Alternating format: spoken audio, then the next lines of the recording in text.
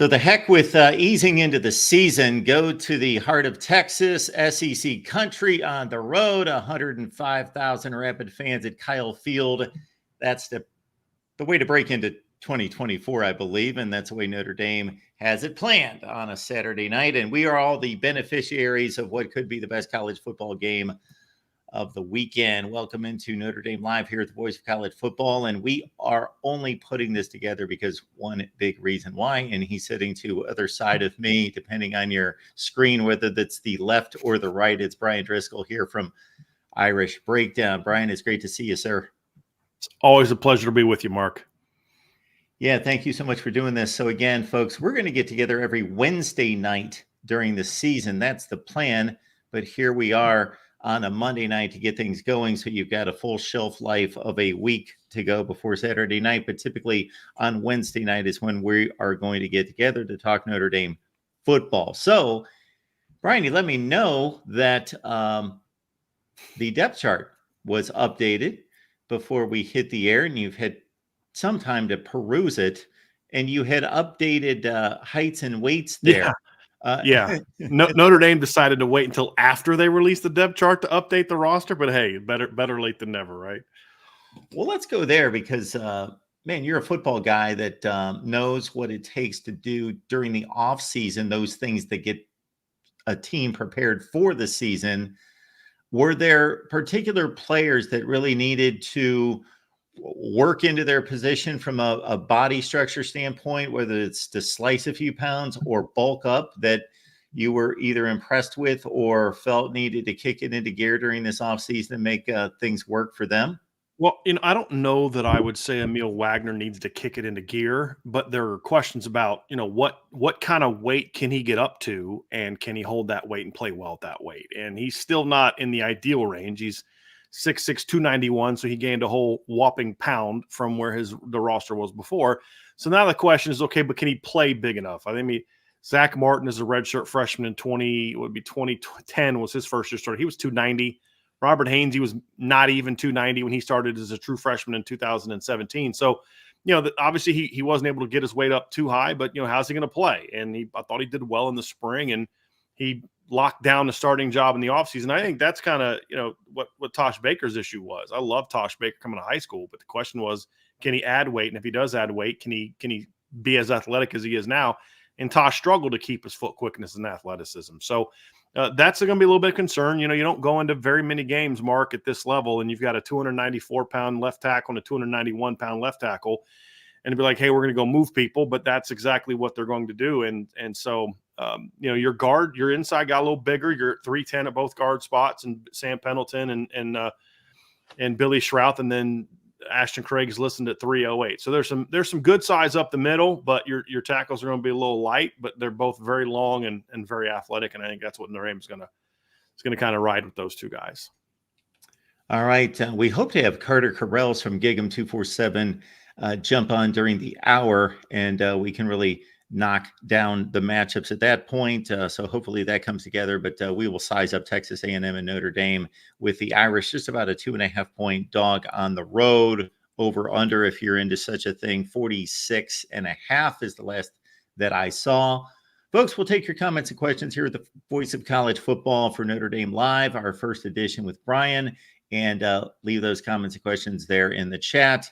We will recognize the first and foremost under the super chat. So please consider contributing here at the Voice of College Football. Of course, early season football means hot and muggy, especially in the state of Texas. However, I was looking at something today that there was a possibility that if this game was slated for South Bend, it might be a degree or two warmer there. Who knows? Yeah, it got the last couple of days, really started yesterday, got a little bit thick. And I went out yesterday and took the dogs outside and was like, man, it got a little heavy outside today. So it got a little thick. So as Coach Freeman said, the good Lord's, the joke's always, obviously God's a Notre Dame fan, right? So he's helping Notre Dame get a little bit prep for it. But in all seriousness though, Mark, I mean, your preparation for playing in that kind of heat began 2 weeks ago. It doesn't start Monday of game week. And if you wait till Monday of game week to get started, it's too late. I mean, you need to be working on proper hydration, proper stretching, proper conditioning the entire camp to get ready for a game like that. But look, it'll be hot for about an hour, and then once the sun goes down, they're going to be ready to roll. But that's not going to be an excuse for why Notre Dame does or doesn't play well. They've got to be ready for it. And this is a pretty active camp and a pretty physical camp from the things I've been heard from my sources. And I was told, I think Marcus Freeman says something like 20% more reps this camp than last year, because they're doing like more things on multiple fields. And so they're not splitting first, second, and thirds. It's first and ones and twos down here and threes and fours down there, so to speak. And, that's one of the advantages of having all the new analysts on the field, is you now have more coaches that can work with kids. And so you can break things up. It's almost like a D3 school. I mean, back like Mount Union used to do this, Mark, is they would have 2 practices because they'd have so many kids in their roster, over 200 kids in their roster. They'd have sort of like the freshman practice over here with like 100 freshmen, and then they'd have sort of the varsity practice over here. And you got to get prepared for it. So they've put in the work, and they'll be ready for the heat. Mount Union, you're getting close to my neck of the woods, where I grew up there, a legendary program there in the state of Ohio, of course. And to quote your old buddy Brian Kelly, when he's asked about expectations at LSU, he seems to lean in the direction of, he always goes back to, well, the roster's not where we expected to be down the road. We're still filling it in. We took over a mess. We took over a roster void of talent, void of depth, and we're still filling it out and getting it to where we need it to be. And once you start to bring up the weather, as I did, and then you start to give us some context to that and how you prepare the roster for a big game against a big opponent in those conditions, I think, okay, where does Notre Dame stand in regards to where you would want them to be? Obviously, Brian Kelly turned over a pretty good roster over to Marcus Freeman a couple of years ago, but is this a roster where it needs to be overall from a depth standpoint? Depth standpoint, absolutely. I mean, I was actually talking about that on the show today, Mark, is you look at Brian Kelly in year 3 and Marcus Freeman in year 3, and how much more of this roster is guys that he's brought in compared to what Brian Kelly had in 2012. There was still a very heavy, Charlie Weiss recruit influence on that class. And part of it is just the changes in college football since then. I mean, Brian Kelly couldn't go to the portal and get a Riley Leonard and a Chris Mitchell and RJ Oben and Ron Hurd and players like that. They had to say, okay, well, we're down a corner. We're not great at corner. I didn't inherit a great corner situation from my predecessor beyond some guys that were vets. Can't go to the portal and get them. I got to move Kavari Russell over there and get him ready to go. You had to kind of build it from within. And Marcus Freeman has taken advantage of that. They've had 2 very good sized and talented recruiting classes in 23 and 24. Notre Dame has, I believe I counted 8 true freshmen in their 2 deep, basically in their depth chart today, and a lot of other redshirt freshmen. You look at the offensive line, they've got 1 true freshman starting on the offensive line, and they've got Sam Pendleton, who's a redshirt freshman, second-year player, and then 3 guys who are redshirt sophomores. But the depth behind it is very good. You've got Pat Coogan, Rocco Spindler, Chris Tarek, Sullivan Absher inside. So there's Joe Otting. There's great depth there. And if your tackles struggle, you've got Tosh Baker to rely on, who's got 4 career starts. You've got Gerby Lambert, who's a guy that is a 5-star recruit coming into Notre Dame. So even up front on the offensive line, where there's a lot of concerns about the youth and inexperience, it is a very deep group.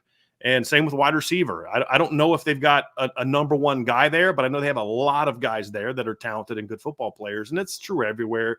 You can lose a guy like Cam Hart to the NFL, and you've got Christian Gray and Jaden Mickey stepping into battle, and you've got Leonard Moore coming in to compete there. So they're at the point now, Mark, where it's reload mode.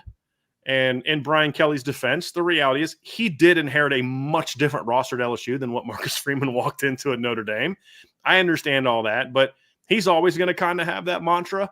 But Notre Dame didn't have to completely rebuild the numbers. So as they went out and recruited, they were adding on to what was already there.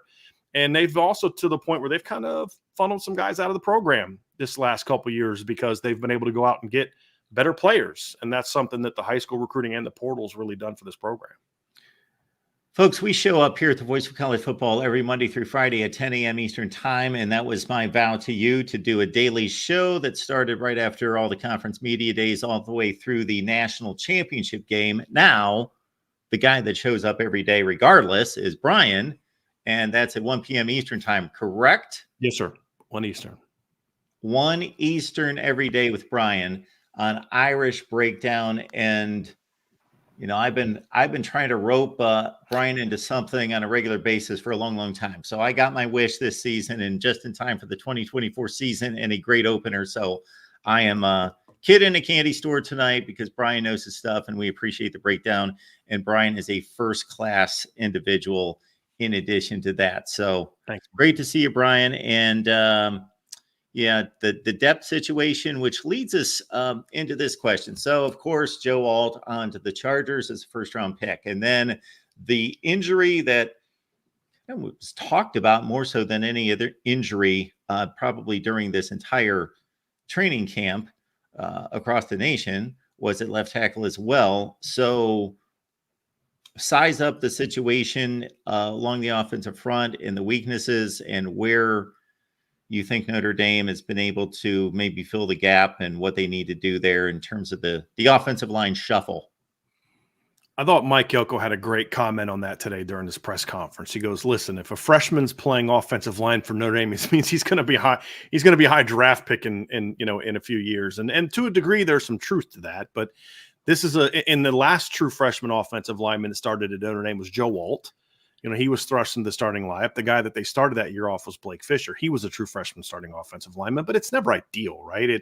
There's certain positions, Mark, where I honestly just don't care about experience. I don't care about experience at running back. If you can play, you can play. I don't care about experience, but at receiver. But when you talk about offensive line, experience does matter more to me. So there's this unique balance that you have to have if you're going to evaluate properly this offensive line. You can take the stance of, hey, it's all about the talent. And okay, that's true. Emil Wagner's a very talented player. I gave him a 5-star upside grade. And Anthony Knapp is a very talented player. I gave a 4.5-star upside grade too. Same with Sam Pendleton, same with Billy Strauss, same with Ashton Craig. These are all very talented players. But it's also a position where experience matters more than any other position on offense outside of quarterback. Those two are right up there. And the experience matters for two reasons. Number one is obviously the experience of playing. You know what to expect. You've seen all the looks. You've seen all the stunts. You know how to read certain things. When an defensive lineman's lining up this way and his body's tilted a little bit this way, that means he's going to do this. Where a younger player doesn't have those nuances that a veteran player would have.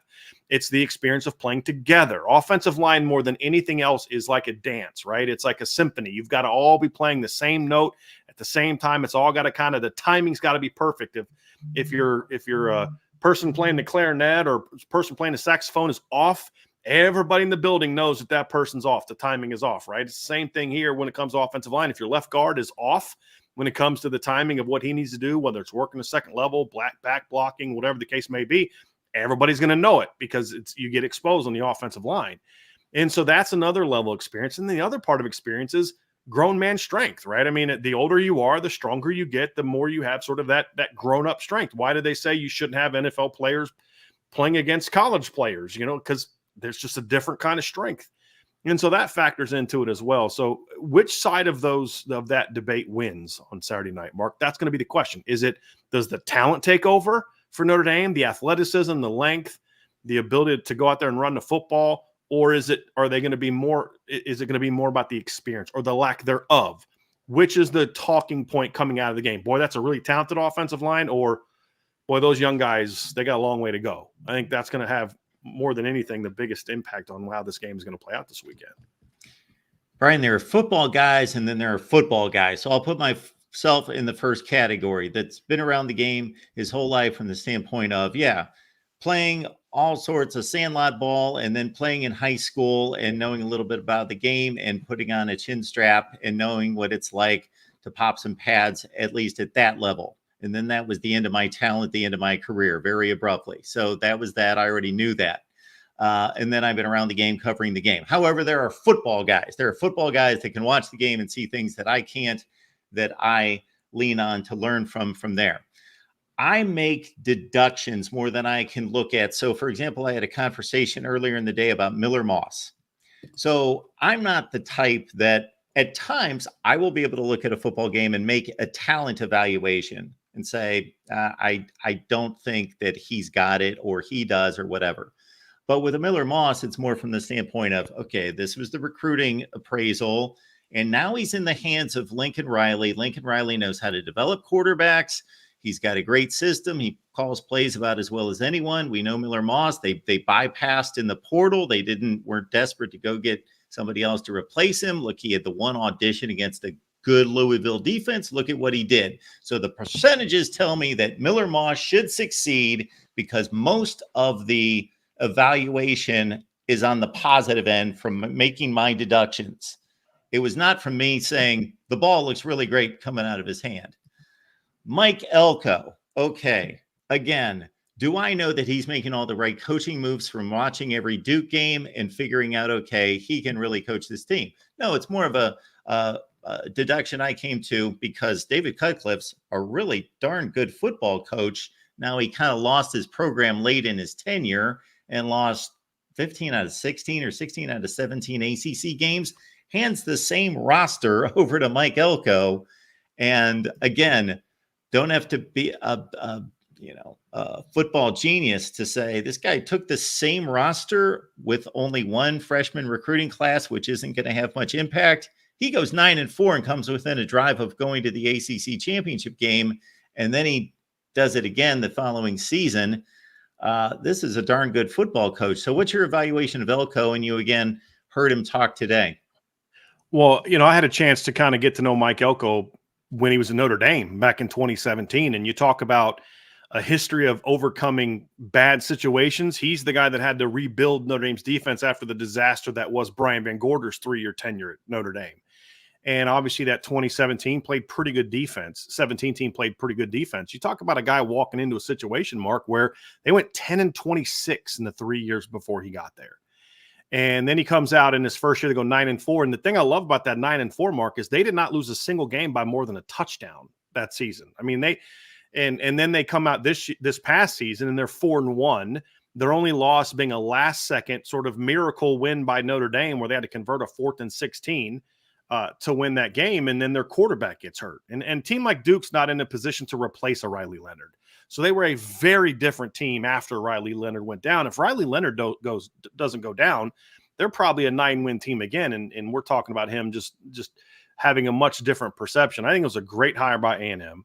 He's a smart football coach. He's a guy that's going to bring toughness. They had very good defenses when he was there. Even the success I would argue that they had this past season had a lot to do with the recruiting that Mike Elko did when he was the defensive coordinator at Texas A&M. He's someone who, like, look, it's good to hire a good coach, right? That's important.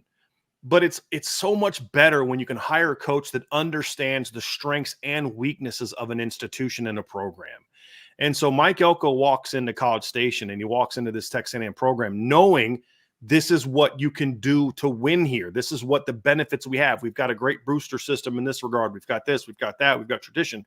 But he also understands some of the stumbling blocks that you can have to be successful. And every program has them, which is why Bama won under Nick Saban and won under Gene Stallings and won under Bear Bryant, but didn't win when they had Coach Bill Curry. They didn't win when they had Mike Shula. They didn't when they had what's the guy that got him on probation? Mike DeBose, right? Isn't that the guy that got him in trouble? Yeah. Right. Those guys didn't win. Well, why? Did all of a sudden Bama as an institution not support football? No, because you have to do things a certain way. And you have to hire the right kind of coach that understands how to win there. So looking at it from an A&M standpoint, just big picture, I think Mike Elko was a tremendous hire. And not only is he a good football coach, but he's a good guy. He's a good dude. I mean, he's going to shoot you straight. He's not a BSer. He's going to give you answers. And you know one thing about Texas A&M. They may lose to Notre Dame on Saturday. They may win. We don't know. But the one thing I'm confident in is they're going to compete. And they may go 7-5 this year. They may go 10-2. I don't know what their record's going to be. But what I'm confident in is that team is going to compete week after week after week. Because if you don't compete for Mike Elko, he's going to find somebody else that will. And that's one of the things that I really respect him about as a coach is, he's going to recruit a certain type of player and demand they go about their business a certain type of way. They may not recruit the number 1 ranked class like they did a couple of years ago. He's going to find the right guys. The first thing that he did when he got hired at Notre Dame was, hey, we recruited this kid at Wake Forest from Virginia. Nobody's really recruiting him. It was us, Virginia, and Michigan State. Kid by the name, I don't know, you might have heard of him, Mark, Jeremiah Owusu-Koramoah, right? He said, we've got to get that kid to Notre Dame. He knew exactly what Jeremiah could do, brings him to Notre Dame, and the rest is history, right? Like he's going to say, I don't care if you're a 5-star or 3-star. If you can play, if you have the right attitude, the talent, I'm going to find you. I'm going to bring you here. And like I said, it may not. He's going to, I think, recruiting wise, be more Dabo than he was Jimbo, where you may rank 7th or 8th because he's going to find a couple gems like a Jeremiah Owusu-Koramoah for Notre Dame or an Isaiah Simmons for Clemson when he was a 3-star out of Kansas and say, but that kid's going to be a really good football player and he fits what we do. And that's just one of the many reasons I think he's going to win there. I don't think it's going to necessarily start this weekend, but he's going to win there. I have a great deal of confidence he's going to have success there.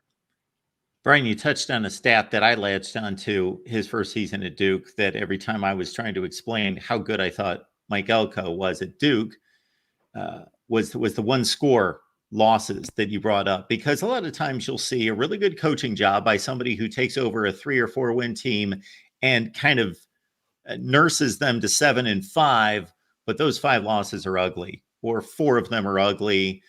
All one score losses.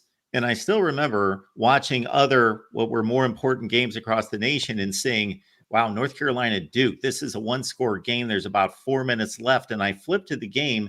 Duke drives down the field. They score what would have been the game-winning touchdown. There's a really bad holding call, a cheap, chintzy holding call that brings it back. They lose to North Carolina as Drake May drives it down the other way. And otherwise, they're playing in the ACC championship game in 2022. That's how good Mike Elko did with that particular team. And of course, they led Florida State before Riley Leonard got hurt and went for it on 4th down with the backup quarterback in. The Louisville game last year was the only one that really got out of hand. Because even the 2 losses they had down the stretch, they lost by 2 points at North Carolina, 3 points at Virginia. They lost to Notre Dame by a touchdown in a game that they led with less than a minute to go. So, you had those 2 games they tried to go with an injured Riley Leonard, and those are the only 2 games that they got beat convincingly. Even when Riley got not benched, but even when Riley got knocked out for the year, Duke was still competitive. They weren't nearly as good of a team. They barely beat a bad Wake Forest team. They beat a bad Pitt team. Had a nice win over Troy in the bowl game by a touchdown. They were a very different team when Riley went down, but they still fought. They were still competitive. They still battled. And that's what you're going to get from a Mike Elko coach football team. That's how his defenses were at Bowling Green. That's how they were at Wake Forest. That's how they were at Notre Dame. And that's how they're going to be. That's how they were at Duke. And that's exactly how they're going to be at Texas A&M. This is our Notre Dame show here at the Voice of College Football. This is week number 1, night number 1. This is the time to get started. Notre Dame's on the field for the first time this Saturday. So here we are. And we got Brian each and every week, and we're happy about that. And it's going to be throughout the season on Wednesday night. So we will give you the details on that. So since we went offensive line on the Notre Dame side, let's go back there, because in your scouting of Texas A&M, and Mike Elko has something to do with this, even though he just arrived as the head coach. Of course, as defensive coordinator, did a great job forming one of the great front 7s in college football, even though they were losing roughly 4 games a year under Jimbo Fisher. It typically wasn't because of the front 7 on defense. They were really stout there and were again last year. Is that your number 1 cause of concern? Because before you school me here, that would be mine if I'm Notre Dame, would be offensive line versus blocking their front. So sometimes, Mark, when you're schooling somebody, you got to correct them and show them the error of their ways, right? Sometimes it's well done, sir. That's the biggest one right there. That was my biggest concern before Charles Jagasaw got hurt. It'd be my biggest concern if Joe Alt and Blake Fisher both came back. That is the strength of this football team. And they returned talent that was already there. They did lose some players to the portal. Walter Nolan left. Anthony Lucas left 2 years ago. Fidel Diggs left for Syracuse. But then they replaced those guys with Nick Scourton, who's better than anybody that left. There's still plenty of talented players coming back. There's some kids that have transferred in. I think it's important nowadays on the D-line, especially now in this era of, you've got to win 15, 16 games. And if you play in your conference title game and lose, you've got to play 17 games to win a championship. Depth is of the utmost importance. One of the things I love about the Notre Dame D-line, Mark, is they can throw waves at you. They're not just the starters, and after that, there's a big drop-off. They can throw waves of playmakers, and A&M's very similar. Yes, their starting lineup is very good, but they've got guys that can move around. Shamar Turner can play inside. He can play outside. You've got Nick Scourton, who's a dynamic player off the edge. You've got guys coming off the bench. I mean, Rodis Johnson transfers in from Wisconsin. He's a solid football player. Wisconsin. He's second, third string for them now. Again, they're just going to be able to throw a lot of people at you. And that's really the key to having a talented defensive line is, okay, defensive linemen can't play 95% of the snaps like a cornerback can. They have to have some sort of rotation. And when there's a big drop-off between 1 and 2, that's how you can get beat.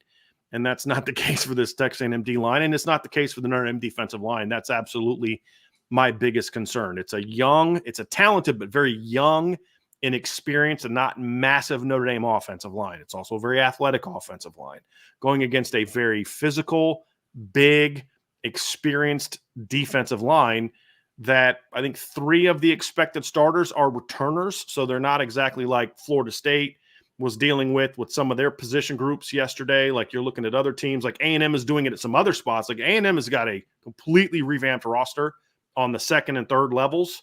Whole bunch of new DBs coming over from Kansas State and Incarnate Word and all these other, Central Michigan, all these places. But their D line outside of Scourton in the starting lineup are guys that have been there. And so I think that's something that benefits them. And how well Notre Dame holds up against that group is ultimately, I believe, going to be the thing that determines if Notre Dame can or can't win this football game or win this particular matchup in this football game. So, Brian, getting to my next point, it leads me to like a 9-6 ball game because looking at the Texas A&M offensive line during the Kevin Sumlin years, they were churning out, especially at left tackle, excellent offensive lines. And again, first rounders at left tackle into the Jimbo Fisher era. So that's something that surprised me about how bad they were along the offensive front last year. And they only brought back 1 starter, and he wasn't a great player, but a stable guy. So when you look at Notre Dame and what they bring defensively versus Texas A&M and the struggles that they had last year and are going to try to show that they fixed, is this Notre Dame defensive line pretty much smelling blood? Well, I would hope so. I mean, that's been sort of my frustration this offseason, Mark, has been this notion that all everybody wants to talk about is the matchup between the Notre Dame offensive line and the Texas A&M defensive line. And for good reason. I don't have a problem with people wanting to talk about that matchup. But then there's just a complete ignoring the fact that, hey, there's this pretty important matchup on the other side of the ball too, that has a Notre Dame defensive line that was one of the nation's best last year. And this isn't even just my opinion. You can go look at analysts and people that cover the sport that aren't, if you perceive me to have a Notre Dame bias, that say, hey, look, it's Michigan's combination of Mason Graham and Kenneth Grant and Notre Dame's combination of Riley Mills and Howard Cross. They're the 2 best, defensive tackle tandems coming back in college football. And then you land R.J. Oben, who was a very productive pass rusher at Duke for the last few years, got coached by Mike Elko and prepared by Mike Elko.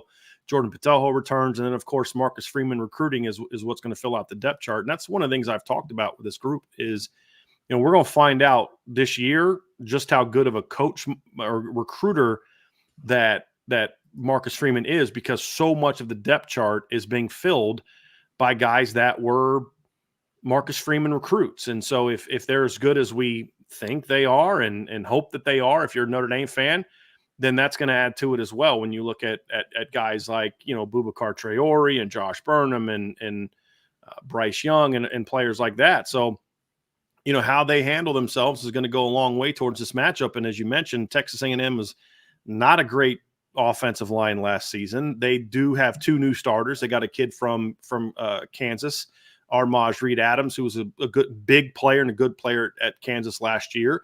They got Kalinu, I don't know how to pronounce his last name, from Utah at center, 6'3", 330. Adds a lot of size to the mix. Chase Basantis was a freshman All-American last year. He's back. And then the question is going to be what happens at tackle, because Ruben Feathery was their starter there last year, and he's injured, so he's probably not going to play much, or at least won't start. You've got Demetrius Crownover starting there now, and then, of course, Trey Zoom's coming back at left tackle. So they should be better than they were last year. The question is how quickly can they gel, right? Like everything I just talked about with Notre Dame, about you've got these new guys, and they've got to come together and play together. Well, you're looking at Texas A&M. They've got 2 transfers who are starting on the offensive line. You got a new guy at right tackle. And how are they going to be able to come together? How will they gel together and play against what is a really good defensive line? And so that's why I say that's the matchup on both sides of the ball, is whose offensive line can hold up the best against the other team's defensive line. And that's going to be a big key. And then on top of that, how do you handle it? These are two really smart defensive coaches. Mike Elko, obviously, for the Duke team. You've got Al Golden for Notre Dame. How do they handle the pressure packages? How do they handle where they're bringing backers from? And Elko likes to bring corner fires and nickel fires and safety fires and things along those lines. Does Notre Dame's lineman and quarterback handle that stuff really well? And how does having Riley Leonard give you an advantage? I was asked this a couple weeks ago, Mark. Are you worried about the advantage that Mike Elko has of playing? He knows Riley Leonard. And I said, I actually think in a lot of cases, it's the player that has more of the advantage than the coach.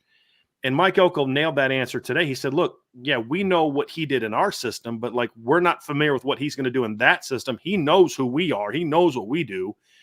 And I thought that was a very interesting answer as well, because how can Riley Leonard help you recognizing some of those things that he's seen 1,000 times? Like, okay, that safety starts doing this, it usually means this. Will that be an advantage at all? Will they try to use that to their advantage by trying to maybe bait Riley Leonard into some mistakes, showing things that they know are tendencies? That part of the matchup is going to be fascinating. But at the end of the day, Mark, it's what happens in the trenches on both sides of the ball is going to be, and to me, the biggest determiner of who wins this game, outside of the things like turnovers and things along those lines. I'm really going to watch this quarterback for Notre Dame on Saturday night, because I certainly had a certain perception of who he was or could be as a baller, a gamer, use your cliche, gym rat kind of guy, lays it all on the line, does whatever he needs to win. And sometimes those guys, if they display that kind of leadership and that kind of grit, well, that's because they don't have enough talent. They got to show that. They have to be that guy. Well, you can be both. You can have really good talent and also have a fiery spirit and do everything you possibly can to win. And Riley Leonard, even in this chat, has taken some shots as being like the next Tyler Buckner. But you're telling me different in regards to being able to make the throws. That's the key, right? I mean, he's a guy that absolutely has a more proven track record than what Tyler Buckner did as a passer. And you look at his first season at Duke, there's some things he's going to have to improve on. One of the things I've talked a lot about is he's going to have to be a little bit more accurate hitting the deep ball. There's some games he's really on. We saw that 2 years ago when they played at Kansas. He was excellent throwing the deep ball, goes 24 of 35, 324 yards, and they lose a shootout to Jalen Daniels and that Kansas team. We saw him against North Carolina that year, absolutely rip up that North Carolina defense throwing the football. Did the same thing when he outdueled Sam Hartman that year, went 29 of 41 for 391 yards and 4 touchdowns. So, I mean, he's had some of those performances, and he doesn't have the turnover issues that Tyler Buckner had. I still think that if Tyler Buckner doesn't get injured, he has a completely different career. And we saw the potential he has against South Carolina in the Gator Bowl, but he just missed so much development because of the injuries. Riley didn't have that same sort of missed development time. He got that full year as a starter in year number 2 and continued to show improvement week after week after week. So, he's a guy that can make plays in the throwing game. He can make plays with the RPO game. He can make plays on the move. He's a guy that can attack the perimeter of the defense with his throwing ability. The big key is going to be, can he throw the ball down the field? That's the key. And they're going to have maybe 4 or 5 opportunities to hit big shots in this game. And it's the same thing I said last year when they played Clemson. They're going to have about 4 or 5 shots to throw the ball down the field. Can you design them correctly, and can the quarterback hit them? And Notre Dame couldn't do it against Clemson last year. They couldn't do it against Ohio State last year. Can Riley Leonard hit those shots? That's going to be a big part of determining if Notre Dame can get those chunk plays. Because what you're not going to do against this A&M defense, Mark, in my opinion, is you're just not going to put together a bunch of 8, 9, 10 play drives where you just run the ball down your throat and just control the clock. I mean, even before Mike Elko showed up, this was a pretty good run defense last season from Texas A&M. I mean, even with all the issues that they had last year as a team and all the disappointment, things along those lines, this is still a team that ranked 14th in the country last year in rush defense and ranked 18th in the country last year in fewest yards allowed per attempt. They're going to be better this year with Mike Elko and his staff running the show, although I do wonder why he hired Jay Bateman as his D coordinator, but I have to think that he's going to have a much bigger say over that than maybe he would have if you were just hiring somebody else as your defensive coordinator. But I think that's going to be a key for Riley Leonard. He's a guy that has shown the ability to have big games throwing the ball. Can he do it consistently? We'll find out. The one thing he's going to have, though, is he's going to have a much better supporting cast than he had at Duke. I mean, from a running back standpoint, and he actually had good running backs at Duke, much better wide receivers, obviously a stud tight end. Mike Elko talked about that today. He's like, I'm very familiar with Mitchell Evans. Mitchell Evans had 7 catches for 134 yards against Duke last year. And again, he was their offense against Duke last year until Audric broke that big run at the end. But he's going to be very, very familiar with what this, with what this Notre Dame team is going to have. He's going to have a lot more weapons to work with. You can't just shut Riley Leonard down. At Duke, you say if you can stop Riley Leonard, got a pretty good shot at stopping Duke. If your focus is on stopping Riley Leonard at Notre Dame, it's like, okay, but how do you do that and stop Jeremiah Love and Jadarian Price in the backfield and Mitchell Evans at tight end and Chris Mitchell and Jaden Greathouse and Bo Collins and Jaden Thomas and Jordan Faison and guys like that at wide receiver? It's a different animal than what you had to do when you were trying to prepare against him when he was at Duke. Brian, I don't want to put these two players on completely different levels. I'll get your assessment here. But on Saturday, did we see in Haynes King a slightly poor man's Riley Leonard?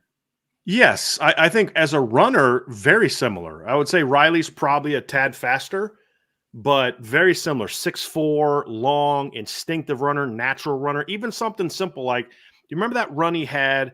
I think it was on a second or third down. And it was like second and 10, third and 10. And he starts to run outside, and the guy for A&M has an angle on him. So he just little slight bounce, and that little slight bounce allows him to outrun the defense to the sideline and get into a short yardage situation. And he's just instinctive as a runner. And Riley's instinctive as a runner as well. And he's fast. I mean, you go watch the touchdown run he had against Clemson last year where he breaks a tackle in the backfield on 3rd and 4 near midfield and then just outruns the defense to the end zone. That's a Clemson defense that had some guys that can run. So very similar. Where I would say that the biggest difference is Riley is a more natural thrower, much quicker release. Haynes King has a bit of a longer release, a little bit of a shot put at times, not super accurate, and he turns the ball over a ton. He had 16 picks last year. Riley Leonard doesn't turn the ball over as much. Now, part of that is he played in a very conservative offense at Duke. He's going to play in a more aggressive offense at Notre Dame. But he's a guy that protects the ball. So as athletes, as runners, as dual threat guys, very, very similar. The biggest difference is I believe Riley Leonard has a much more impressive track record as a thrower and what he can do from the pocket. And that's still part of Haynes King's game that is still needing work. Although he protected the ball pretty well against Florida State on Saturday. That's a big part of that game. He didn't have those bad turnovers that would get them in trouble at times last year. And I think we threw 16 picks last year. Yeah, protected the ball well on Saturday, and that's something that helped them, win that football game. Yeah, I didn't quite pull the trigger on the upset. I didn't quite have the stones to pull the trigger on the upset. I was extremely close, but I said definitely take those points with Georgia Tech, and I pretty much lined it up that not a whole lot of people out there know that Georgia Tech has an offensive line that can move people, and they got a really good running back in Jamal Haynes. And as long as they've shored up their defensive front, which I was not sure about, but they had some transfers come in, including Romello Height, of course, was the most famous coming in from USC, but guys that could play defensive tackle, of course, Height's on the edge. And then it was about Haynes King protecting the football. I even stated, don't be surprised if they hit a game-winning field goal because they got a guy coming back who had 17 of 19, and they pulled it off.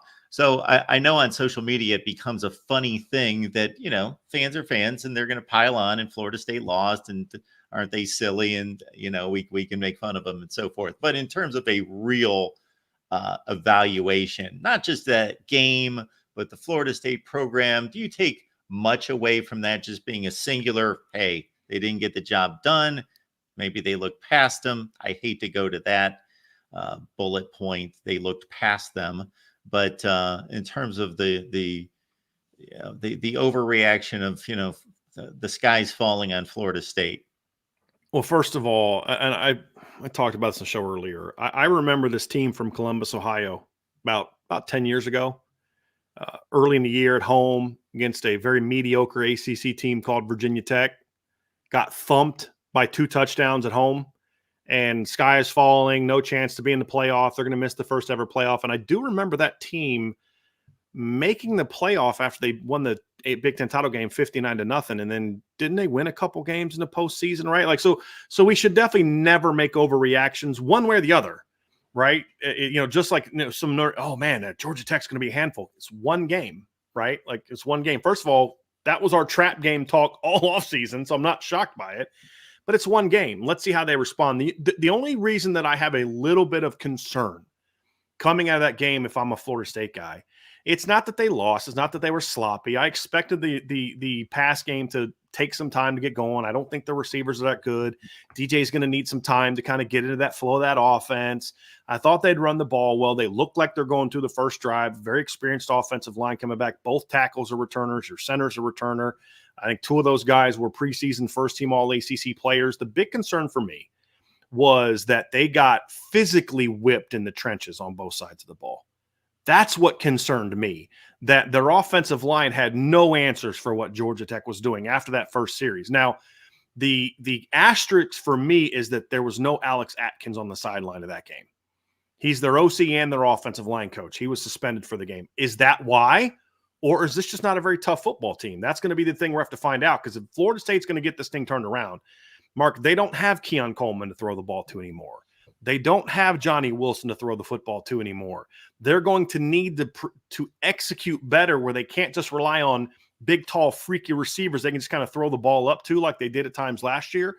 The ACC is getting better. It's getting more athletic. Georgia Tech's an example of that. You're going to have to play better. And if Florida State's getting whipped in the trenches on both sides of the ball like they did against Georgia Tech, this won't be the last time that happens. We just need to see if that Alex Atkins effect is the reason why, or is there a deeper problem at Florida State? Because if it was just about, hey, we didn't have our OC, we didn't have our online coach, we didn't have the guy pushing the right buttons to get us turned around, okay, fine, you fix it and you go out and win some football games. But if there's a deeper problem here of why this team not only got whooped in the trenches, but there was no counter punching from Florida State. Like, once Georgia Tech started whooping, it was like, well, I guess this is kind of what it is. And if it's not for two great fourth down throws by DJ in the fourth quarter, that game may have been a 10-point plus game, Mark. I mean, it really could have been. That's the concern for me. It's, if you don't execute, if the timing, you can fix all that. But when your issue is, we just got our butts kicked and we didn't punch back and we didn't counter, that's a bigger red flag for me than simply just losing a football game. That's going to be something they're going to have to get fixed real fast. If I could only watch one game this weekend, I think I'm going Texas A&M Notre Dame, slight edge over USC and LSU. And for the next few minutes, I get the joy of backing up and just getting out of the way. Carter Corrales is here from Gig'em 247. Brian's, of course, here. Here we go. Let's go. Carter, what's up, man?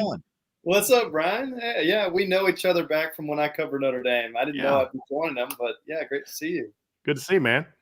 Awesome. Carter, thanks for checking in. I know you got a lot of stuff going on preparing for this one, and you got to hear from Mike Elko. Brian gave his assessment, also watched the news conference today. Was there anything that the coach said that made you think a little different about his football team? Yeah, nothing crazy. I mean, I think maybe the biggest thing is that he feels like they're really good from a health standpoint. This has been a team that going in the last few seasons has been pretty banged up, and certainly they lost a key player in running back Ruben Owens. But other than that, pretty good shape. Still a lot of positions that they're not ready yet to say that, hey, this guy's a starter here, this guy's a starter here. Gave out a depth chart. There was a lot of oars in the depth chart, as you can expect. So still a lot to play out there. I'm going to ask one question and get out of the way, and you and Brian can mix it up on some football talk. Because like I said to Brian, when I look at both offensive lines against both defensive fronts, then it makes me think, okay, what are we going to have, like 14 total yards in the first half of this game? Like, who's going to move who out of the way? Because you've been on a couple times in the offseason to tell me about the issues that A&M had last year and then moving into this year. And one of the reasons Connor Wigman couldn't finish the season is because of a missed block. So your thoughts about A&M up front against Notre Dame's front? Yeah. Me first or Brian? Yeah, you first, Carter. Gotcha. Yeah.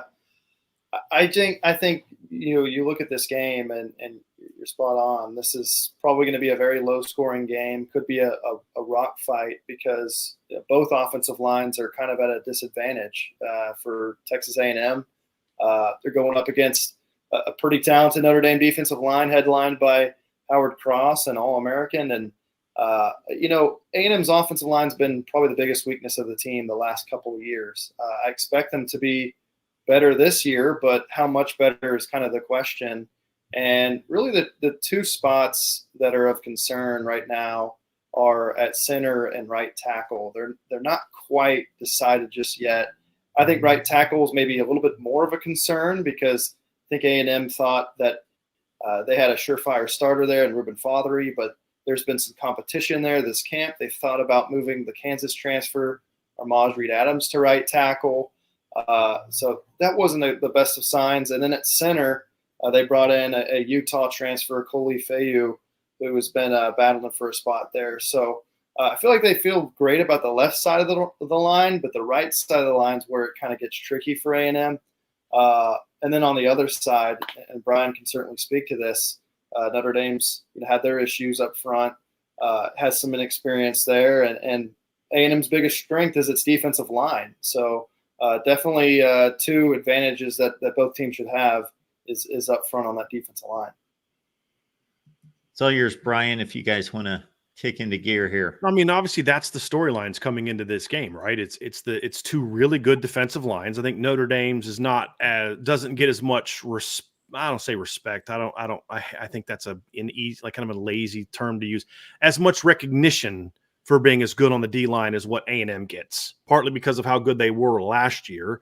And then, of course, you add Nick Scourton, who was, in my opinion, the best defensive lineman on the market coming in the portal this year, and a guy that was very productive in that Purdue defense. And so you understand it. I don't know that Notre Dame's defensive line gets as much of the national publicity, but it's a very good group. And so which one, carries the day? You talked about the left side of the A&M line. Obviously, Chase Basantis was a freshman All-American last year. Trey Zune's a guy that played. Notre Dame is a little bit more solid on the right side, even though that Emil Wagner's not a guy that played really any meaningful snaps last year. He beat out a guy that started the bowl game in a game where they had 456 yards and 236 rushing yards and scored 40 points.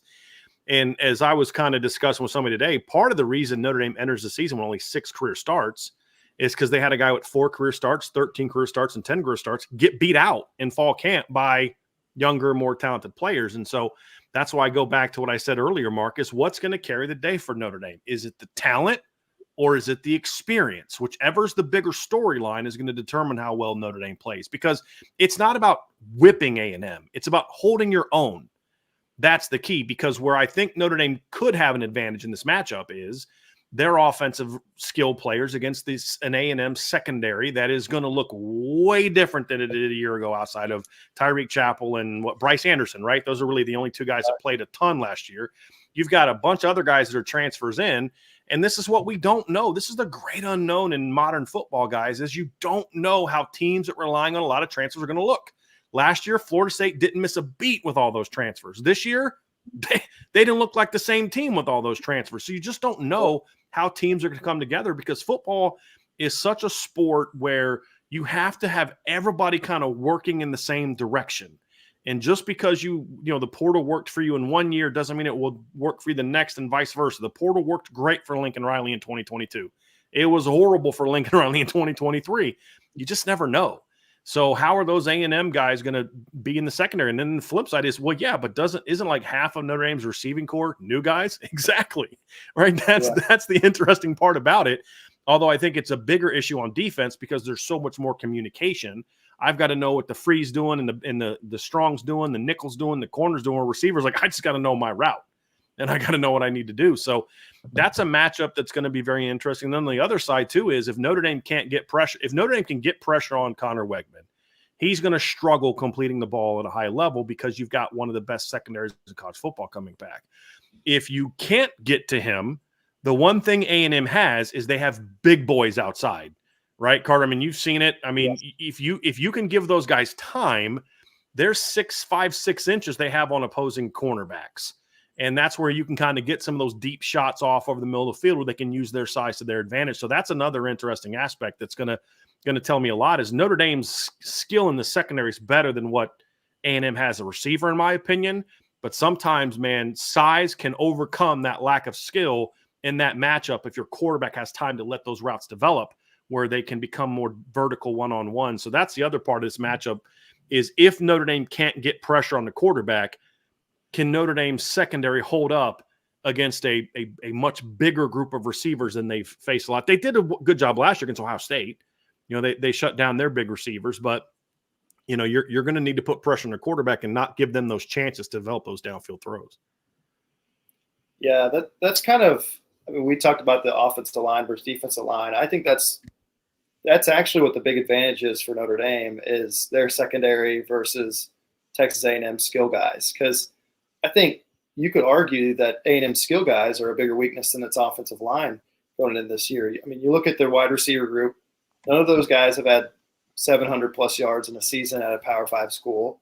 Running backs, none of them have had 600 yards in a season. Tight ends, none of them have had 400 yards in a season. So they don't really have like a proven number one option really at either group. You thought Donovan Green could be that at tight end, but, you know, coming off an ACL tear, put on some weight.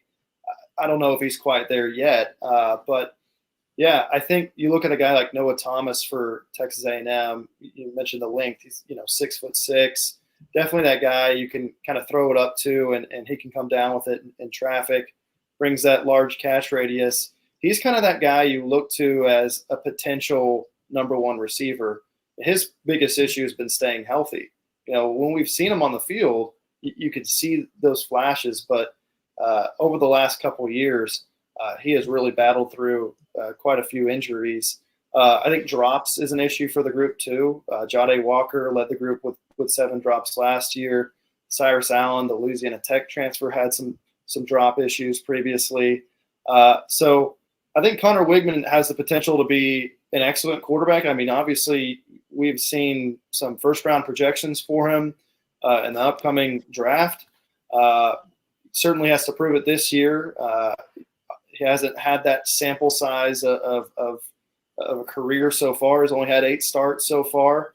But when we've seen him play, he is definitely the kind of guy who can elevate the talent around him. So, yeah, obviously he'll be a key component as well.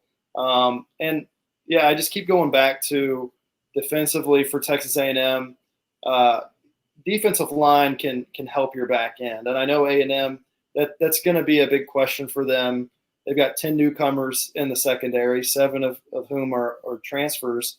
So a lot of new faces back there. But if you watch this secondary last year, they could not have been much worse. They really struggled against the better passing offenses that they faced. And I felt like they really did a great job in the transfer portal, getting a mixture of guys who were either – potential guys like, man, this guy could be really good one day, like a Des Ricks, former 5-star recruit at Alabama. They got guys who could contribute right away, like Will Lee, who was a starter for Kansas State last year and should be in the mix this season. And then guys who just simply have experience but came from smaller schools like Donovan Saunders and BJ Mays from UAB. And I also think they moved some guys in the right places. Bryce Anderson, I think, has the potential to be an all-SEC caliber player, but last year played at nickel, wasn't really the right fit for him, and now he's at safety, and they feel like that move can really enhance this secondary. But again, when you have an elite defensive line, which I think A&M will have, that helps everybody else out. We mentioned Nick Scorton up front, led the Big Ten in sacks last year, but I also think Shamar Turner is someone to mention. Second team All-SEC last year, despite playing out of position at defensive end and despite having 2 injuries that required surgery in the shin and a torn labrum. Now he's moved inside to defensive tackle. He's healthy, and I think he could be a guy that you could see drafted in the 1st or 2nd round next year.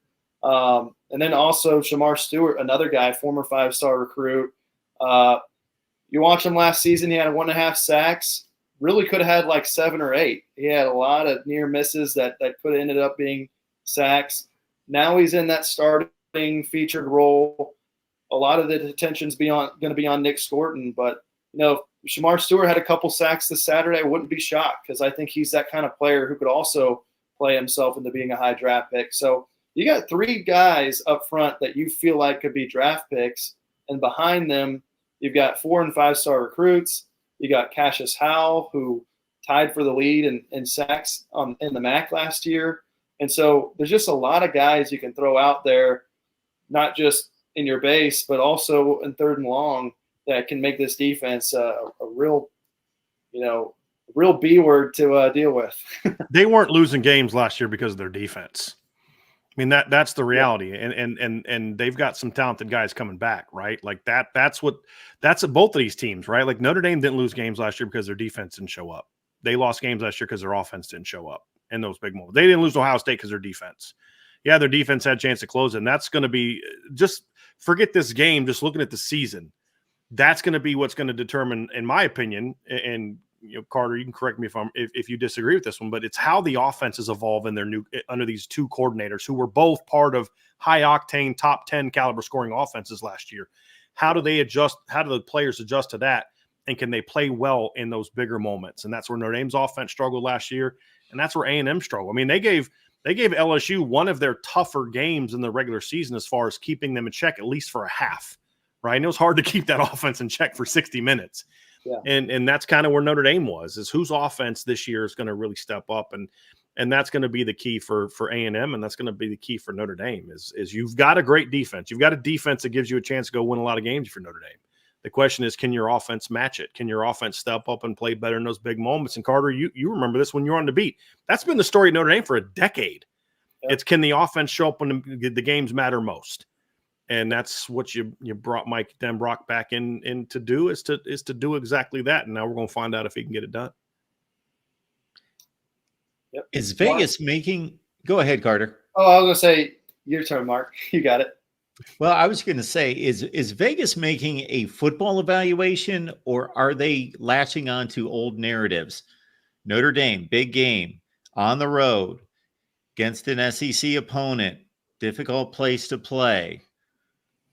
I'm not saying that Texas A&M isn't worthy of this game and that Notre Dame's significantly better, because I don't believe that, but I'm seeing a Notre Dame team that I believe is somewhat better. I think that they're a top 7 or 8 team in the country, and maybe Texas A&M's more in that top 15 to 20 range. But we've got a situation where Notre Dame's roughly a 2.5 to 3 point dog. Could you imagine the money that would go in on Texas A&M if Notre Dame was the favorite? I mean, that's the reality of it, is there's no respect in the SEC. Like, here's the storyline if Notre Dame wins it. If Notre Dame wins this game, the storyline will be like, hey, Notre Dame's better than we thought it was. It will be, Texas A&M's not as good. They're overrated again. That's what it'll be. It's not going to be because Notre Dame. In my opinion, again, I'm not a gambler, but this is my opinion, that this is the line that they had to have to try to make the money spread even as much as they could. Because Texas, if Notre Dame was a road favorite against A&M, who in Texas is voting or is going to bet against Notre Dame or against Texas A&M? So I think it has more to do with that and the fact that there's still a perception out there that Notre Dame can't win these games. I would argue that Texas A&M is probably closer to NC State, North Carolina right now as a team than they are to Ohio State or Georgia. But that's really what it comes down to. Notre Dame has to go show that they can go on the road and win these games, and they just haven't done enough of that. They didn't do it last year against Clemson. They didn't do it last year against Louisville. They didn't do it in 2022 at USC. They didn't do it in 2022 against Ohio State. And I think that's a big part of it as well. But again, I would argue that those teams in 22 were better teams than what A&M will be in game 1 of this season. But if you want to have people stop doubting you, then start winning these games more consistently. That's what it boils down to. Yeah. Brian, I'm sorry, Carter. Go to it. I think it's a combination of 2 other things too.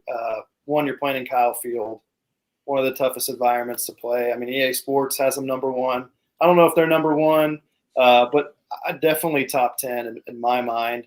Not to mention you're playing in that humid, hot heat that Notre Dame may not be accustomed to as much. But really also they lose their starting left tackle and Charles Jagusaw.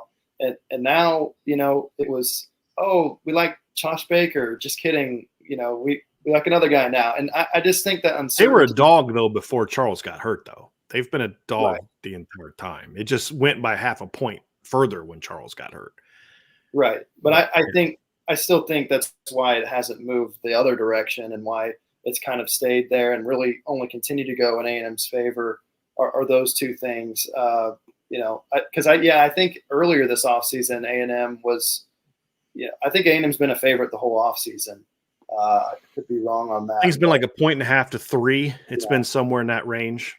If it was at Notre Dame would probably be the favorite. If Charles Jagusaw was healthy too. So it could be that. I mean, don't they say that home field advantage usually gives you 3 points? So I think that probably has a role to play in it as well. So unless Brian has anything else, Carter, I'm going to hit you with one more item here before we let you go. And we so much appreciate you stopping by. And before we do, Gig'em 247, everyone. Carter, what do you have available for everyone there at Gig'em 247? Yeah, just content throughout this week on A&M Notre Dame. Just post a story on the connection between Mike Elko and Riley Leonard. I'm going to have a couple features later this week, and you can find our podcast on YouTube as well at Gig'em 247. Awesome. Carter, what's a good season for Texas A&M? Yeah, I think this season's going to be graded on a curve a little bit because I think if you asked anyone around this program, it's not a rebuild. You think about firing a coach and what that does to you. A&M was able to not only retain a lot of the top guys from last year outside of a few, they also got, a lot of talented transfers, fourth-ranked transfer class. And then you look at this schedule, and it's pretty favorable. Your 4 toughest games are all at home. You don't have to play Bama, Georgia, or Ole Miss. So I think the expectations for the season, making the college football playoff, I think, is a little too much to put on them. But I think 9 wins would be a good season for them to have. Go 9-3, win all the games you're supposed to win. I think Vegas has them favored in all but the Texas game right now. Now, that doesn't mean they need to go 11-1 for it to be successful. I think 9-3 is a good year. We learned under Kevin Sumlin that 8-4 is not a season that A&M fans accept. But 9 wins, that has not been done in the regular season very much by A&M in recent memory. So I think that'd be a nice year that Mike Elko could build off of. Yeah, Texas A&M fans have had their fill of 8-5 after the bowl game between Sumlin and Fisher. That's for sure. Carter, we appreciate you stopping by. It's great to hear from you, and you added so much to the discussion. So thanks for getting us straight on Texas A&M. Yes, sir. Appreciate y'all having me. Good seeing you again, Good Brian. seeing you, Carter. Hey, Notre Dame fans, if you want to get some honest assessment of A&M in this game from an A&M side of you, go follow Carter. He does a really good job. Known him for a while. Really does a good job. Good, fair, decent, good job. Good journalist. Check him out. Absolutely. You see the X handle right there. Carter Corrals. It's easy to find right there in Gig'em 247 Sports as well. Thanks, Carter. Good to see you. Well, guys, thank y'all. And before we wrap it up, Brian, of course, we want to make sure everyone can find you 1 p.m. Eastern time every day right here on YouTube at Irish Breakdown. But I'm going to hit you with this one. As I assess all the big games this weekend, isn't this game more important to Notre Dame than any other game for any other team this weekend? No. I will say I think the Clemson game. You're disagreeing with me, Brian? I am. I'm sorry. Here's why I say that. I think it's a close second. I think if Notre Dame loses this game, it's a black eye for Marcus Freeman. But I believe the schedule sets up well for them to kind of get hot. They have a lot of get-right games coming up. I look at Clemson and I look at the opportunity they have in front of them. There's a lot of people that just kind of assume Dabo's time is done. He's not going to win. He doesn't embrace the transfer portal. He doesn't do this. He doesn't do that. Blah, blah, blah, blah, blah. Clemson's time is done. Okay. May very well be. If Clemson loses that game, it's like, well, it's official. put a fork in him, fair or not, that's going to be the perception. If Clemson wins this game, then it's, hey, we're back. If Notre Dame beats Texas A&M, the mantra will not be Notre Dame is legit. They're real. It's going to be A&M's not that good. That's just, Mark, you and I have been doing this a long time. That's going to be the storyline coming out of the SEC. If Clemson beats Georgia, it's like, holy crap. And there's going to be this perception of, okay, now you start getting conversations of you've got the second or third best ACC team against the third or fourth best SEC team come playoff time. Well, hey, Notre Dame went down and beat A&M, but Clemson beat Georgia on the neutral field, ACC, all this other kind of stuff. Like I saw somebody say, this was a terrible weekend for the ACC. Why? Because Florida State, listen, didn't they lose to an ACC team? So that's why I think it's just nationally. I think it is bigger for Clemson because Notre Dame won't get the type of immediate push that Clemson would get if they can beat Georgia. And I think there's something to it too, Mark, is like, look, this is the kind of game Clemson used to play really well in and win. And if they do want to be back and once again a title contender, I think they need a game like this because their schedule, they got to still go to Tallahassee to play a game. And so I don't know that a 10-2 Clemson team necessarily gets in unless they lose 2 in the regular season, play in the ACC title game and win that, and they get the automatic bid. But if they're sitting there at the end of the year 10-2 and they're not in the ACC title game, I don't know that they're going to have the resume to be a playoff team because they don't get Miami. So they don't get that good win over a Miami team. They'd be 0-2 against the 2 good teams you played, and I don't know that gets them in. So I think that there's even more at stake for, in my opinion, Clemson than there is Notre Dame. I will say this, though. Notre Dame is a very close second. Very close second. Okay. So you don't disagree with me that much? No, okay. No. I mean, like barely. And I think you can make a case for it being big for Notre Dame. And honestly, Mark, it's one of those things where for Notre Dame, I just don't know that a win will do as much for them from a national perception standpoint as it should, because it won't be about how good Notre Dame looked beating A&M. It'll be about, A&M's not that good or whatever. And then if A&M wins a bunch of games, they'll look back and say, well, Notre Dame still won't get credit because, well, yeah, but that was a different team. That was game 1. If they played them again, you know how this goes. We heard this crap in 2018 from Kirk Herbstreit. Well, yeah, I mean, I know Notre Dame beat Michigan, but Michigan should be in the playoff anyway because they're a better team now. I'm like, okay, so we're just going to pretend September didn't happen. That's kind of how it goes. That'll be how it'll go at the worldwide leader. It'll be spun that way. And so I just don't know if Notre Dame's going to get that level of respect. They're going to have to beat, for Notre Dame to truly get that respect, they're going to have to beat a big boy. They're going to have to beat Georgia. They're going to have to beat Ohio State. They're going to have to beat Bama. That's just fair or not. That's where the world is. And I don't know that A&M moves the needle because honestly, Notre Dame's won games like this before. Maybe not as often as they should have, but they've won games like this before. It's going to be the big boys that they do because otherwise they're just going to spin it into something different. But it sounds like you do understand my angle on that. 100%. Yeah, 100%. Because everybody else can go into their conferences and take care of business there. Right. Notre Dame only has so many opportunities this year. Yeah. But you're right. A&M has not been racking up 11-win seasons to have that type of respect. They've had one 10-plus win season in the last 20 years.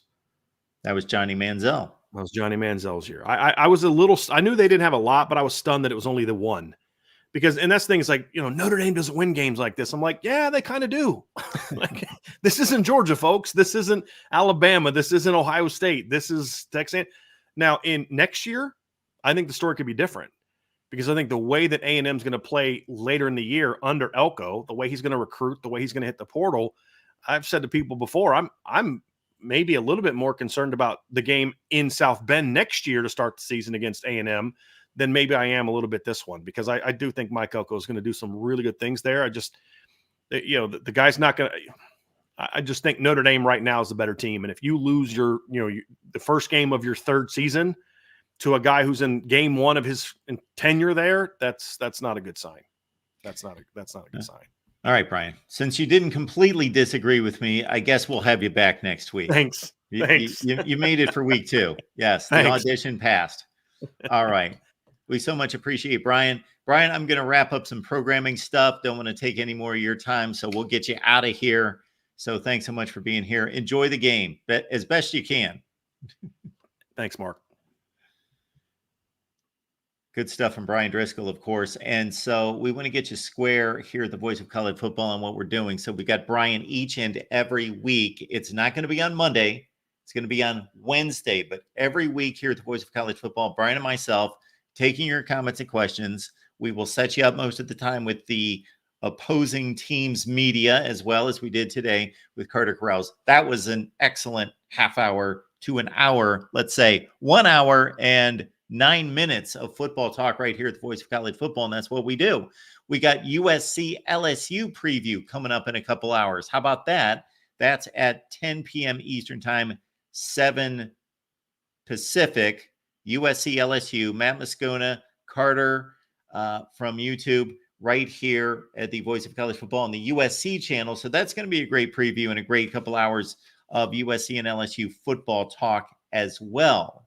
So be looking out for that. On Wednesday night, we've got Jason Priester from Clemson Insider. We got Uncle Lou stopping by, Georgia Clemson preview. And we're going to roll out a big in-season programming update for everyone. But in the meantime, there's a reason you might want to stay tuned here at the Voice of College Football and check out our memberships. College football is even more exciting with some action on the line. And the games are even better when you're cashing in. And the Voice of College Football is the place to be to get the greatest value. Let's start with my picks. 75% against the money line, 58% against the spread. I've got a 40-year track record. In fact, in 2023, at $100 played per game, you would have netted over $9,300. And guess what? I'm just the warm-up act. Steve Merrill, our ace in the hole, showstopper from Wager Talk. 6 years with the Voice of College Football, over 30 years in the industry. Steve gives us analysis on all the big games, but you can't miss Steve's weekly under-the-radar pick, which went 21-5 against the spread the last 2 seasons. I repeat, 21-5 against the spread. You also get picks from some of our top analysts here at the Voice of College Football, including Steve Dace and Matt Zemek. Become a YouTube channel member or Patreon member for just $99 per month. Go to the main channel on YouTube, click join, and select the betting tier. Do the same thing on Patreon. Make 2024 a winner now.